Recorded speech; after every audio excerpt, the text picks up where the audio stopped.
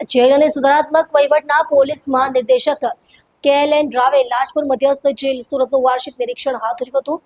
આ દરમિયાન તેમણે જેલની સુરક્ષા સુવિધાઓ અને કેદીઓના પુનર્વસન કાર્યક્રમોની સમીક્ષા કરી હતી. નિરીક્ષણની શરૂઆતમાં શ્રી રાવે વાર્ષિક ઇન્સ્પેક્શન નોંધની ચકાસણી કરી અને તમામ અધિકારી કર્મચારીઓને સુરક્ષા, શિસ્ત અને કેદીઓ સાથેના વ્યવહાર અંગે આવશ્યક સૂચનો આપ્યા. તેમણે કર્મચારીઓની સમસ્યાઓ અને સૂચનો ધ્યાનપૂર્વક સાંભળી તેના નિરાકરણ માટે તાત્કાલિક માર્ગદર્શન પણ આપ્યું. જેલના વિવિધ વિભાગોની મુલાકાત દરમિયાન DGP Rao CCTV control room, radio prison, video court અને મહાત્મા ગાંધી વિદ્યાલય પહોંચ્યા. તેમણે જેલના ઓપન ગ્રાઉન્ડ, યાર્ડ અને બેરેકનું નિરીક્ષણ કરીને કેદીઓની રહેવાની વ્યવસ્થા તથા ખોરાક, સ્વચ્છતા જેવી મૂળભૂત સુવિધાઓની પણ સમીક્ષા કર્યા. દરમિયાન તેમણે યાર્ડમાં હાજર બંદીવાનોની રજૂઆતો સાંભળી અને તેના ઉકેલ અંગે ખાતરી આપી.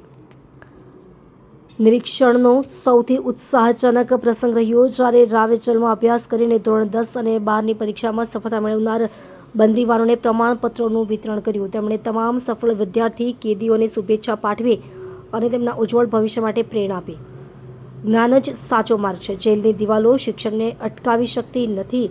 આ શબ્દો સાથે તેમણે કેદીઓને પુનર્વસન તરફ પ્રોત્સાહિત કર્યા. નિરીક્ષણ દરમિયાન જેલના વરિષ્ઠ અધિક્ષક અને અન્ય ઉચ્ચ અધિકારીઓ પણ હાજર રહ્યા હતા. ડીજીપી રાવે જેલ સુધારણા અને તકનીકી સુવિધાઓને વધુ અસરકારક બનાવવા અંગેના નિર્દેશો આપતા જણાવ્યું કે કેદીઓના માનસિક, શૈક્ષણિક અને કૌશલ્ય વિકાસને પ્રાથમિકતા આપવી એ રાજ્યની પ્રાથમિકતા છે. સુરત જેલનું આ વાર્ષિક ઇન્સ્પેક્શન કેદીઓના સુધારણા અને જેલ વહીવટમાં પારદર્શિતાના નવા દ્રષ્ટિકોણ સાથે સમાપ્ત થયું.